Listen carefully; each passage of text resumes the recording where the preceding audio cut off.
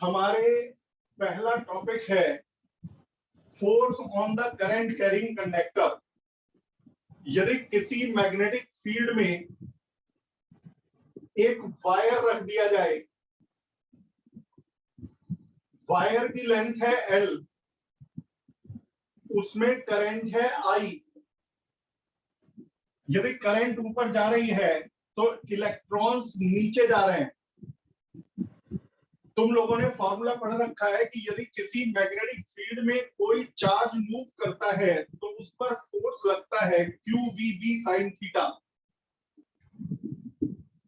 Q है charge, V है velocity, B है मैग्नेटिक फील्ड, थीटा है एंगल। और डायरेक्शन किससे निकालते थे? लेफ्ट हैंड रूल से। B velocity force, force into the paper. अच्छा, यदि चार्ज नेगेटिव हो तो मैंने कहा था उसके लिए अलग रूल नहीं है, लेफ्ट हैंड रूल ही लगाओगे। लेकिन left hand rule, Fleming left hand rule में ये क्या होता है? B, ये क्या होता है? वेलोसिटी, ये क्या होता है? फोर्स। जो लेफ्ट हैंड रूल बताए उसका उल्टा कर दो, यानी कि B वेलोसिटी फोर्स। मेरा लेफ्ट हैंड कह रहा है कि फोर्स इनटू द पेपर होगा, लेकिन वो इनटू की बजाय आउटवर्ड लिख के आ जाओ बस। यानी कि पॉजिटिव चार्ज के लिए तो left hand rule, negative charge के लिए भी लेफ्ट हैंड रूल, लेकिन जो लेफ्ट हैंड रूल का आंसर आए उसका उल्टा। अब मान लो बेटा करंट कैरिंग वायर है जो मैग्नेटिक फील्ड में रखा हुआ है। अब एक बात बताओ, N क्या है? Number of free electrons per unit volume. ये करंट इलेक्ट्रिसिटी के एक डेरिवेशन जैसा है। A है area of cross section, L है लेंथ। यदि किसी बच्चे ने सीरियसली करंट इलेक्ट्रिसिटी रिवाइज कर रखी है तो उसे वर्ड याद होगा। पहले बताओ इस वायर का वॉल्यूम क्या है? पुराना पूछ रहा हूँ, वॉल्यूम क्या है?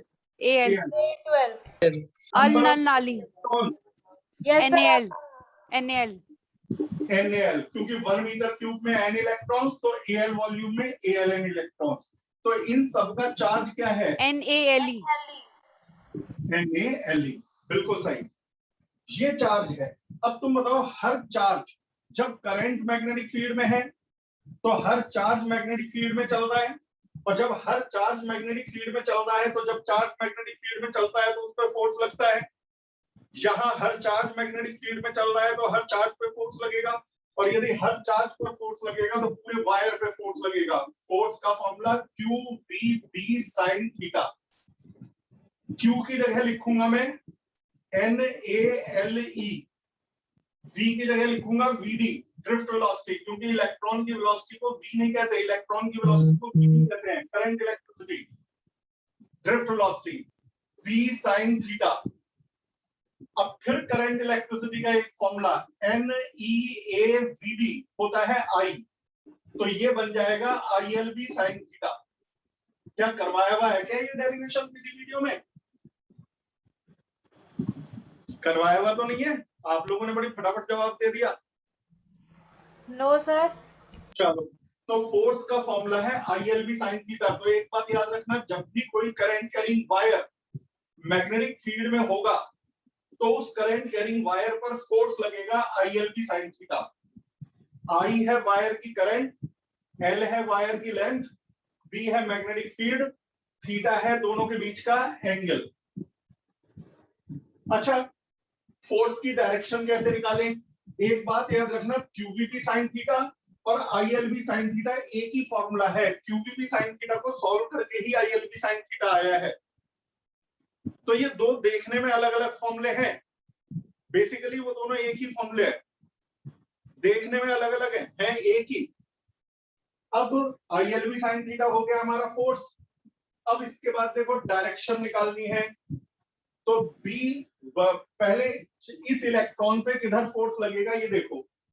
करंट ऊपर जा रही है तो इलेक्ट्रॉन नीचे जा रहे हैं, वेलोसिटी इधर है, तो left hand rule B velocity, B से B मैच, वेलोसिटी से वेलोसिटी मैच, फोर्स, फोर्स आ रहा है आउटवर्ड, फोर्स आ रहा है आउटवर्ड, लेकिन इलेक्ट्रॉन का चार्ज है नेगेटिव, तो यदि आउटवर्ड आ रहा है तो आप उसे इनवर्ड लिखोगे। यानी फोर्स इस फिगर में, हमेशा नहीं, इस फिगर में इनटू द पेपर है। कैसे पता चला? B वेलोसिटी फोर्स, फोर्स दिख रहा है आउटवर्ड, लेकिन इलेक्ट्रॉन का चार्ज है नेगेटिव, तो यदि दिख रहा है आउटवर्ड तो लगेगा इनवर्ट, तो वो ये है इनवर्ट। तो क्वेश्चन आता है क्या सबसे पहले इलेक्ट्रॉन पे फोर्स निकाल के फिर उसे उल्टा करें तभी आएगा? नहीं बेटा, सीधे आप एक रूल्स याद रख लो। अभी तक आप इसे बोलते हो बी, इसे वेलोसिटी और इसे फोर्स, आगे से बोल दो बी करंट और फोर्स, तो सीधे रूल लग जाएगा। क्या पहले क्या था? ये v वेलोसिटी, पॉजिटिव चार्ज की वेलोसिटी, और तुम्हें याद है पॉजिटिव चार्ज की वेलोसिटी जिस डायरेक्शन में होती है उसी डायरेक्शन में करंट होती है, आगे से इसे बोलेंगे करंट। QVB साइन थीटा लगाओ तो ये वेलोसिटी है, उंगली में दर्द हो गया, और ILB साइन थीटा लगाओ तो ये करंट है। तो B करंट और फोर्स। अब यदि मैं इलेक्ट्रॉन पे ध्यान ही नहीं दे रहा, मैं सीधे करंट पे दे रहा हूं, B करंट, देख B से B मैच, करंट से करंट मैच, थंब है into the board, into the paper, और यदि थंब इनटू द पेपर है तो सीधे फोर्स इनटू द पेपर। तो लेफ्ट हैंड रूल सीधे लगा सकते हो, आपको जरूरी नहीं कि पहले इलेक्ट्रॉन पे फोर्स निकाल के उल्टा करो, सीधे वेलोसिटी की बजाय से करंट मान लो। और कोई आपसे लड़ने मरने को तैयार हो जाए कि ये तो वेलोसिटी थी, करंट कैसे हो गई, तो आप कहना कि ये left hand rule positive charge के लिए था, ये पॉजिटिव चार्ज की वेलोसिटी की डायरेक्शन थी, और पॉजिटिव चार्ज की वेलोसिटी जिस डायरेक्शन में होती है उसी डायरेक्शन में करंट होती है, तो ये करंट की डायरेक्शन थी। तो कई बच्चे कहेंगे नेगेटिव चार्ज पे भी तो लेफ्ट हैंड रूल लगाते हैं, तो जवाब है लगाते हैं, लेकिन जो आंसर आता है उल्टा करना पड़ता है। तो इसलिए नेगेटिव चार्ज पे ये मत कहो ये नेगेटिव चार्ज का रूल है तो पॉजिटिव का, लेकिन लगा के उल्टा कर देते हैं तो नेगेटिव पे भी लग जाता है। सर बेटा सर यहाँ तो करंट मैग्नेटिक फील्ड के परपेंडिकुलर क्या चीज? करंट मैग्नेटिक फील्ड के परपेंडिकुलर नहीं है। उससे क्या मतलब? एक बात बताओ, क्या हर जो QPB साइन थीटा है उसी की बात करो, क्या हर चार्ज को मैग्नेटिक फील्ड के परपेंडिकुलर चलना जरूरी है? No sir. क्या हर करंट को मैग्नेटिक फील्ड के परपेंडिकुलर चलना जरूरी है? नो सर, सर हमने लेफ्ट हैंड रूल के हिसाब से करा था ना। लेफ्ट हैंड रूल में B और I आपस में परपेंडिकुलर होने जरूरी नहीं है, सिर्फ फोर्स जो है वो फोर्स मैग्नेटिक फील्ड के परपेंडिकुलर होगा, फोर्स करंट के भी परपेंडिकुलर होगा, आपस में इनका एंगल कम भी हो सकता है और ज्यादा भी हो सकता है। Okay sir. ठीक है बेटा, वो तो बनाने का तरीका है, जब हम स्ट्रेच करते हैं तो बाई चांस वो अपने आप परपेंडिकुलर हो जाते हैं। अगला टॉपिक है force between two parallel currents. दो पैरेलल करंट्स एक दूसरे पर फोर्स क्यों लगाती है? मेरे बेटा अब मैं दो फॉर्मूले मिला करके एक नया फॉर्मूला बनाऊंगा। आपने कुछ दिन पहले पढ़ा था कि यदि एक वायर में करंट को वो अपने से r डिस्टेंस पर मैग्नेटिक फील्ड बनाता है μ0I/2πr, यदि वायर में करंट है तो वो मैग्नेटिक फील्ड जरूर बनाएगा, और मैग्नेटिक फील्ड की डायरेक्शन निकालते थे राइट हैंड ग्रिप रूल से। राइट हैंड के थंब को करंट की डायरेक्शन में रखो, curl your fingers, finger into the paper जा रही है, इनटू द पेपर का मतलब magnetic field into the board है। यदि पॉइंट यहां होता तो ऐसे सेट करते, थंब करंट की डायरेक्शन में, उंगलियां पॉइंट की तरफ, तब ये आउटवर्ड आता, आउटवर्ड का मतलब डॉट डॉट बनाते। इसे पहले पढ़ा चुके हैं, हर current carrying wire magnetic field बनाता है, और आज पढ़ा कि यदि मैग्नेटिक फील्ड में से करंट पास होगी तो उस पर फोर्स लगता है ILB साइन थीटा। अब मैं आपको बताऊंगा दो करंट एक दूसरे पे फोर्स क्यों लगाती है। मान लो ये दो करंट हैं I1 और I2, पहले थोड़ी देर के लिए I2 को हटा दो, ये पता लगाओ कि I1 करंट, ये मैं इनफाइनाइट लेंथ के वायर मान लो कि I1 करंट R डिस्टेंस पर कितना मैग्नेटिक फील्ड बनाएगी, पार्ट 1। तो जवाब है करंट का मैग्नेटिक फील्ड होता है V1 = μ0I1/2πr। ये क्या है? I1 ने जो मैग्नेटिक फील्ड बनाया इनटू द पेपर, ये I1 का बनाया हुआ फील्ड है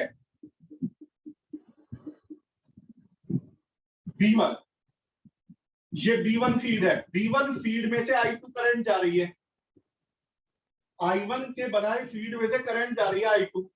अब यदि किसी फील्ड में से करंट जा रही है तो उस पर फोर्स लगेगा। फोर्स क्या लगेगा? I2L B1। कई बच्चे कहेंगे I2L B1 क्यों लिखा? क्योंकि I2 करंट B1 फील्ड में से गई, I1 का बनाया फील्ड था B1, B1 में से गुजर गई I2। यदि B1 फील्ड में से I2 करंट गुजर गई तो I2L B1। कई बच्चे कहेंगे साइन थीटा कहां गया गुरुजी? अरे थीटा 90 है ना, मैग्नेटिक फील्ड है इनटू द पेपर, और करंट है अपवर्ड, फील्ड है इनवर्ड, करंट है अपवर्ड, म्यूचुअली परपेंडिकुलर, तो साइन 91 हो गया। अब B1 की वैल्यू रख दो। B1 की वैल्यू है mu naught I1 upon 2 pi r। तो इससे फॉर्मूला आ जाएगा F upon L is equal to mu naught I1 I2 upon 2 pi r। यही है formula force per unit length between two currents का। यदि दो पैरेलल करंट्स हो, न्यूमेरिकल आ जाएगी वो आपस में कितना फोर्स पर यूनिट लेंथ लगाएंगी। ध्यान रहे ये फॉर्मूला फोर्स का नहीं, फोर्स पर यूनिट लेंथ का है। Mu naught I1 I2 upon 2 pi r। अच्छा, कई बच्चे कहेंगे कि यदि मैं पहले मैंने क्या किया था, I1 और I2 में से I2 को हटाया था, अब की बार I1 को हटा दो। I2 करंट R डिस्टेंस पर फील्ड बनाएगी, आउटवर्ड फील्ड बनाएगी। प्लेस द सम in the direction of current, guide your fingers. B2 ये फील्ड बनाया है B2। किसने बनाया है? I2 ने। कितना फील्ड है? Mu naught I2 upon 2 pi r। अब B2 फील्ड में से I1 करंट जा रही है, B1 फील्ड में से I2 जा रही थी, B2 फील्ड में से I1 जा रही है।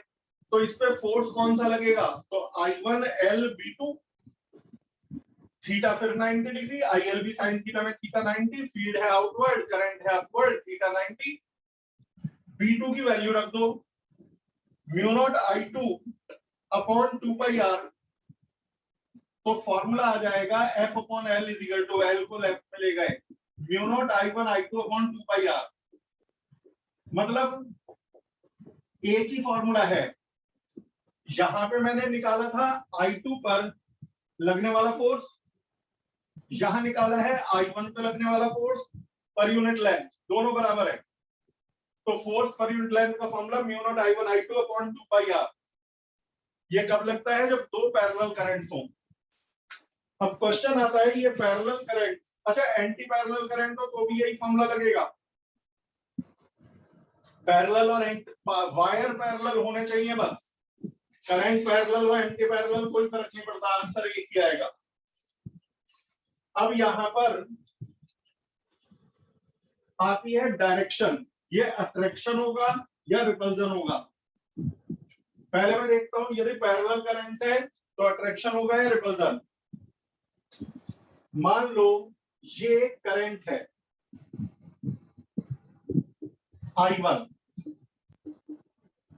I1 ने R डिस्टेंस पर मैग्नेटिक फील्ड बना दिया। दोनों केस एक साथ ले रहा हूं। इनटू द पेपर, हमको करंट की डायरेक्शन में, curl your fingers, into the paper, यहां भी और यहां भी। यहां पर मैंने पैरेलल करंट भेज दी, यहां एंटी पैरेलल करंट भेज दी, तो फॉर्मूला तो एक ही है F अपॉन L का, mu naught I1 I2 upon 2 pi r।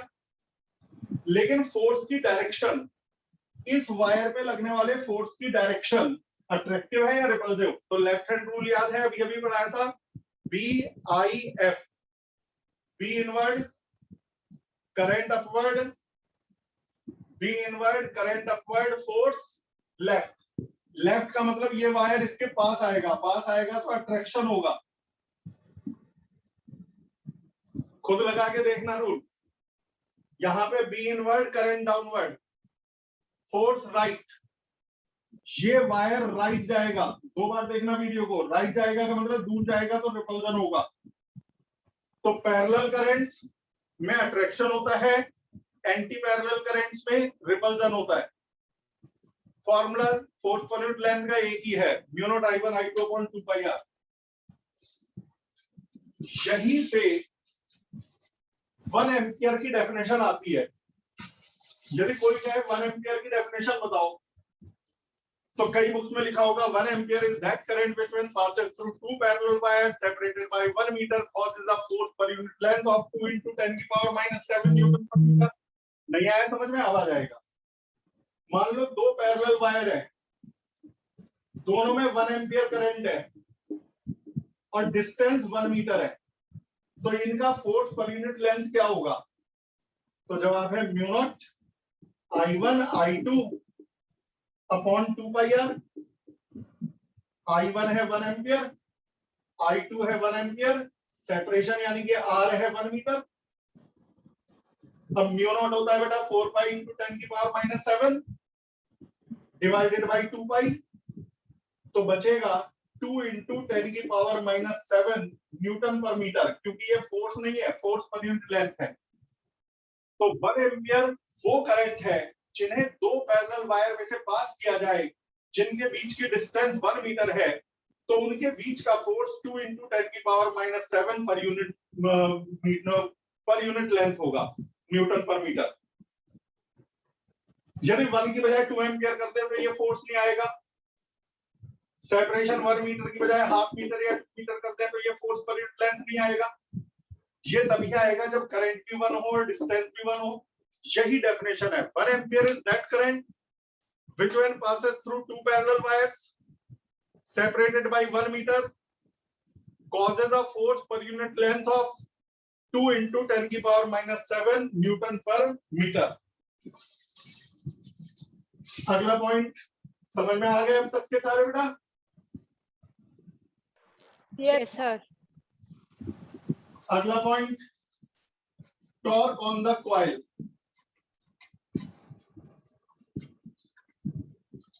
Coil पे लगने वाला टॉर्क।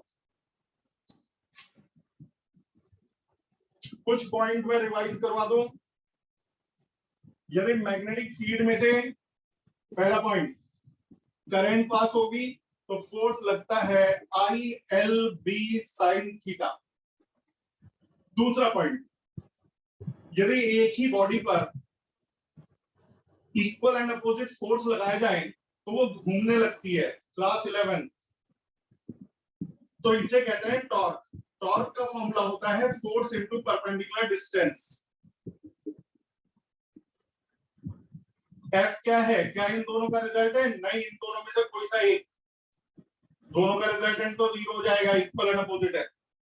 परपेंडिकुलर डिस्टेंस कैसे निकालते हैं? इसे बैकवर्ड बढ़ाओ, इसे बैकवर्ड बढ़ाओ, और चाहे यहां परपेंडिकुलर डाल दो, चाहे यहां परपेंडिकुलर डाल दो, या यहां परपेंडिकुलर डाल दो, या यहां परपेंडिकुलर डाल दो, सब सेम है, कोई सा भी ले लो। ये है टॉर्क का फॉर्मूला। टॉर्क का फॉर्मूला। अच्छा ये बताओ, comparison between electrostatics and magnetism एक तो कहूं मैं आप लोगों को? Yes sir. वो समझ में आ गया? सर वो तो दो वीडियोस में था। हाँ समझ में आ गया, बस ये पूछ रहा हूँ। Yes sir. Yes sir. अब शुरू होता है डेरिवेशन टॉर्क का। यहां पर है powerful magnetic field, north pole south pole. Magnetic field, magnetic field हमेशा नॉर्थ से साउथ की तरफ। मैंने इसके अंदर एक कॉइल रख दी, करंट कैरिंग कॉइल। इस कॉइल में करंट है, इसे मैग्नेटिक फील्ड में रख दिया। पता है क्या होगा? इस पे टॉर्क लगेगा, ये घूमेगा। इसकी लेंथ है L, ब्रेथ है B। इसे 2 बार समझना, मतलब ध्यान से समझना। अब एक बात सुनो, सबसे पहले इस करंट को देखो, ये मैग्नेटिक फील्ड के परपेंडिकुलर है। इस पे टॉर्क फोर्स लगेगा, B उधर की तरफ, करंट नीचे की तरफ, फोर्स आउटवर्ड। इस वायर पर आउटवर्ड फोर्स लगेगा। मैं आउटवर्ड बनाऊं कैसे? तो मैं ऐसे बना रहा हूं, ये आउटवर्ड फोर्स लगेगा। कितना फोर्स होगा? ILB। थीटा कहां गया? B और करंट परपेंडिकुलर है तो थीटा 90 डिग्री, तो ILB sin 90 आउटवर्ड। ये कैपिटल बी मैग्नेटिक फील्ड है और स्मॉल बी ब्रेथ है, कभी दोनों में मिक्स कर दो। अब इस वाली करंट को देखो, B right side current upward, B right side current upward, force inward, इस पे अंदर की तरफ फोर्स लगेगा। अब अंदर मैं लिखूं कैसे, तो मैंने ऐसे ही बना दिया, ये बाहर आएगा वो अंदर जाएगा। फोर्स का फॉर्मूला फिर वही होगा, करंट जितनी यहां उतनी यहां, मैग्नेटिक फील्ड जो इधर वो इधर, थीटा यहाँ भी 90 वहां भी 90, लेंथ यहाँ जितनी वहां उतनी, तो फोर्स उतना ही होगा, इक्वल एंड अपोजिट फोर्स। कई बच्चे कहते हैं सर इस पे नहीं फोर्स लगेगा, तो एक बात बता, ये जो करंट है ये मैग्नेटिक फील्ड के पैरेलल है, ये करंट मैग्नेटिक फील्ड के पैरेलल है, तो theta zero, ILB sign theta में यदि थीटा जीरो रख दे तो फोर्स जीरो आ जाएगा। तो ना इस पे फोर्स लगेगा ना इस पे फोर्स लगेगा, बस एक पे आउटवर्ड फोर्स लगेगा, एक पे इनवर्ड फोर्स लगेगा। कितना? ILB। अब सोचो, एक फोर्स बाहर धक्का दे रहा है एक साइड को, दूसरा फोर्स अंदर धक्का दे रहा है दूसरी साइड को, तो ये घूम जाएगा, यहीं से लगेगा टॉर्क। इस फिगर को दोबारा बनाता हूं, ये ब्रेथ, फोर्स, फोर्स, ये और ये एक ही फिगर है। कई बच्चे कहेंगे क्यों बेवकूफ बना रहे हो सर, ये दोनों एक फिगर कहाँ है? मैं इसे दिखाऊंगा, जरा सोच के बताओ। ये कॉइल है, पहले बताओ ये क्या है, लेंथ या ब्रेथ? जल्दी बोलते रहो जितना समझ में आ गया। लेंथ। ये ब्रेथ। ये पेन जो है फोर्स है, आउटवर्ड फोर्स, और ये पेन है इनवर्ड फोर्स। दिखाई दे रहा है आप लोगों को? Yes sir. Yes sir. Yes sir. अब ये घूम गया, घूमने के बाद इस फिगर को अभी आप सामने से देख रहे हो, अब इसे नीचे से देखो। यस सर, ऐसी दिख रही है। वैसे दिख रही है। दिख गई? Yes sir. दिख गई सर। तो ये वाली साइड लेंथ है या ब्रेथ? ब्रेथ। Sir breath. अब यदि सामने से देखें तो ऊपर वाली फिगर है, और नीचे से देखें तो नीचे वाली फिगर है। यानी देखने में कई बच्चे बुक से जो पढ़ते हैं उन्हें समझ में नहीं आता, बुक में लिखा हुआ। भाई बुक वाला टीचर कैसे समझा दे बिना वीडियो के? तुम मेरे से ही कह दो सर वीडियो मत दो, हाथ से लिख के समझा दो, तो मैं कैसे समझाऊंगा कि ये दोनों एक ही फिगर है? तो ये एक ही फिगर है। अच्छा, अब इक्वल एंड अपोजिट फोर्स लग रहे हैं तो टॉर्क लगेगा। टॉर्क का फॉर्मूला होता है force into perpendicular distance. Perpendicular distance कैसे निकालते हैं? फोर्स को पीछे बढ़ाओ, इस फोर्स को पीछे बढ़ाओ, पैरेलल लाइन मिल गई, कहीं भी परपेंडिकुलर डाल दो, ये एंगल है थीटा, ये 90, ये है परपेंडिकुलर डिस्टेंस। फोर्स का फॉर्मूला है ILB, फोर्स का फॉर्मूला है ILB। अब परपेंडिकुलर डिस्टेंस ओरली निकालेंगे, D upon B sine theta, theta के सामने परपेंडिकुलर, 90 के सामने hypotenuse, D upon B sine theta, तो D हो जाएगा B sine theta, perpendicular distance हो जाएगी B साइन थीटा। एक बात मत भूल जाना, दोनों B अलग है, पहला B है मैग्नेटिक फील्ड, दूसरा B है ब्रेथ, लेकिन लेंथ इनटू ब्रेथ तो होता है एरिया। तो ये फॉर्मूला टॉर्क का बन जाएगा IAB साइन थीटा। टॉर्क का फॉर्मूला बन जाता है बेटा IAB साइन थीटा। लेकिन ये तभी लगता है टॉर्क का फॉर्मूला जब पूरी कॉइल में एक ही टर्न हो। यदि कॉइल में n नंबर ऑफ टर्न्स हैं, बहुत सारे टर्न्स हैं, तो टॉर्क का फॉर्मूला हो जाता है NIAB साइन थीटा।